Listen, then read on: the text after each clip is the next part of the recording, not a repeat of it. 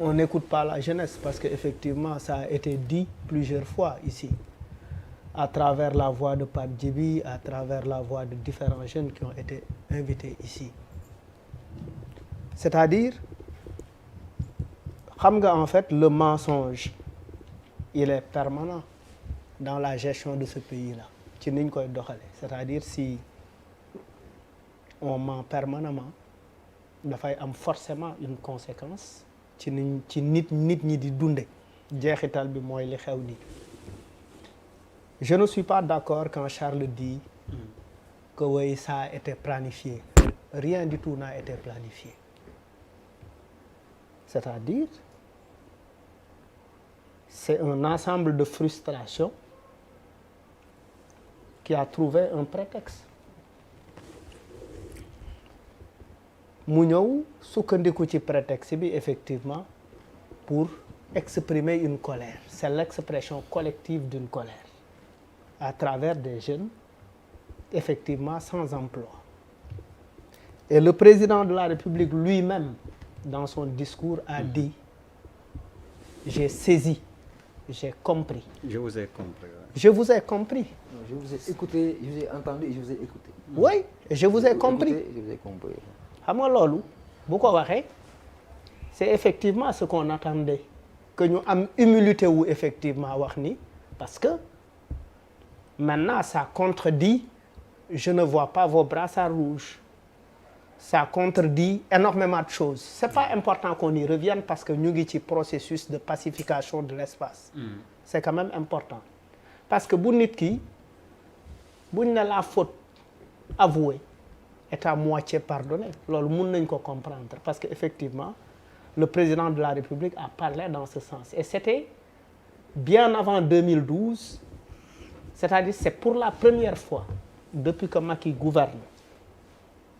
ma déggee ko mu waxee de cette façon avec beaucoup de respect et beaucoup d'humilité sénégalais yi loolu rek lañ soxla et que le contexte ne lui était pas favorable parce que effectivement on ne peut pas saisir un contexte de crise sanitaire pour effectivement créer des situations politiques parce que effectivement on a voulu s'appuyer ci benn crise sanitaire pour régler ay questions politiques c'était inélégant et plusieurs fois l'alerte a été sonnée plusieurs fois fii nit ñi wax nañ ko plusieurs fois pour man soxlawul sax ñu ciy dellu si waat c'est-à-dire on ñëw fii sax di wax on impute la faute à une partie de la jeunesse gars yi waruñu taal gars yi waruñu lii encore une fois kenn bëggul dëkk bi tàkk personne ne le veut hein même si les gens des fois sur les plateaux s'expriment avec beaucoup de colère nit ñi bëgguñ dëkk bi tàkk mais lu nekk dafa am lu koy jur li jur situation bi tout on le sait on a des ministres qui ont 5 voitures qui habitent dans un quartier à côté la famille ne mange pas loolu ce n'est même pas décent c'est pas du tout correct dafa am benn anecdote bu simple ñaari famille yu dëkk côte à côte benn famille bi tout le temps dafa naan may ma ceeb may ma diwlin may ma suukar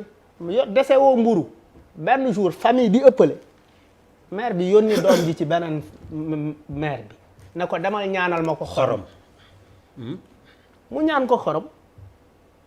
bi mu ko moyee xorom mu ne ko mais yaay lu tax nga may yónni ci ñii nga xamante ne amuñu dara te pourtant yow am nga xorom mu ne dama bëgg ñoom aussi ñu xam ne ñun mën nañ leen di soxlaal ay nawle lañ daal. ay nawle lañ c'est important c'est-à-dire écraser l'autre le rapport qu'on a avec la réussite est un rapport très très sévère violent oui. C'est-à-dire on définit les gens par rapport à ce qu'ils ont mais pas par rapport à ce qu'ils sont c'est-à-dire li nga doon li nga am mais pas li nga doon c'est-à-dire li Cheikh Omar di représenter ci xam-xam ci jikko c'est pas le plus important on dit xale carte gap xale fashion xale temps on a matérialisé notre société mais alors que dañu am suñu société am ay maam am fi ay baaxu maam yoo xamante ne effectivement il faut effectivement qu'on nous gouverne à partir de ces choses-là ñu dugal ko ci biir école yi xale yi xam ko ñëpp xam ko ba pare politique yi nga xamante ne ñoom la ñu wóolu wooteel leen pour ñu jiite ñu jiitu ci comportement yooyu parce que quand même dama leen di jiite ci sobriété ce n'est pas ça n'était pas nekkul woon ci programme u yeneen parti c'était inscrit dans le programme de yoonu yokkute mooy je vous gouverne je vais gouverner en toute transparence et en toute sobriété loolu nag boo ko waxee nit ñi du lu ñuy wax lu ñuy jëfe la ça c'est des comportements très importants xam nga en fait parce que xam nga une jeunesse quand elle n'a pas la possibilité de se radicaliser à travers des mouvements bokk ci pour di ci wax xalaatam quand elle n'a pas la possibilité de se radicaliser effectivement parce que lépp ay forme de radicalisation là bokk Y'en a marre c'est une forme de radicalisation en disant que damay saxal garab damay waxtaane démocratie mais ñeneen ñi ils disent je me radicalise en prenant les armes parce que lépp situation moo koy waral léegi nag on peut ensemble éviter les choses par exemple de 2012 à maintenant l'État du Sénégal a mis plus de 680 et quelques milliards pour la jeunesse li doon yoon mooy effectivement ñu teg saytu ne effectivement fan la loolu jaar parce que effectivement le président peut avoir de belles idées mën na am xalaat bu rafet mais effectivement daf ko dénk ay nit ba pare teg ay organes de contrôle yooyu ñu ngi tudd IGE ñu ngi tudd OFNAC ñu ngi tudd tel ñu ngi tudd tel mu bañ a nekk en fait affaire kumba am ndey ak kumba amul ndey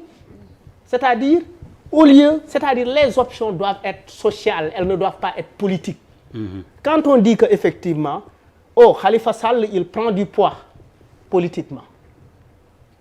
et Idi mu ngi prendre du poids politiquement xaaral ma wut ay pexe yu ma leen indee ci sama boor pour gën a fort politiquement alors que les préoccupations sociales boo leen réglé wul lu lay dab la et c'est ce qui est arrivé on a amené Khalifa Sall on a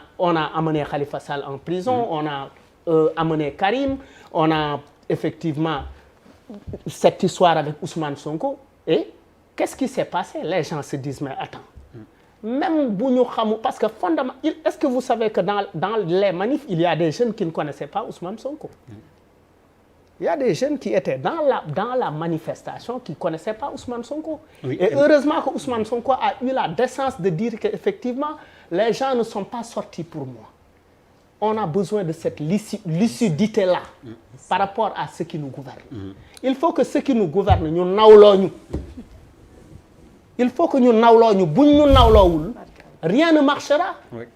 ñun on demande que ça c'est-à-dire depuis des années depuis les indépendances li nit ñi di laaj mooy nous demandons à être bien gouvernés est-ce que le peuple sénégalais a une fois demandé à quelqu'un qui aspire à diriger ce pays à lui promettre ce qu'il ne peut pas faire une fois élu non les électeurs n'ont jamais demandé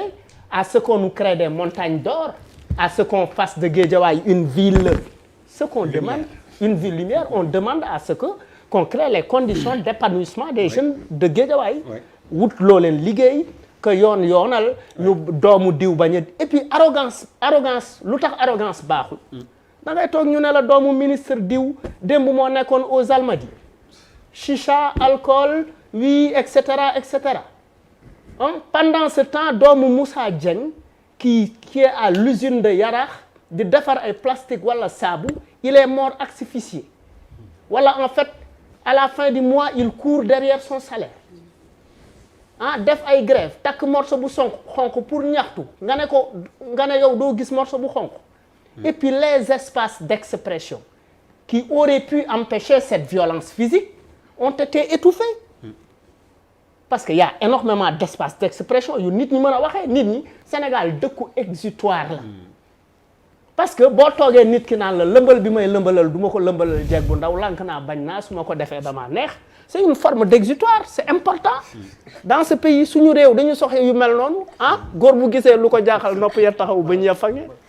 Malal merci déglu nañ la de bout en bout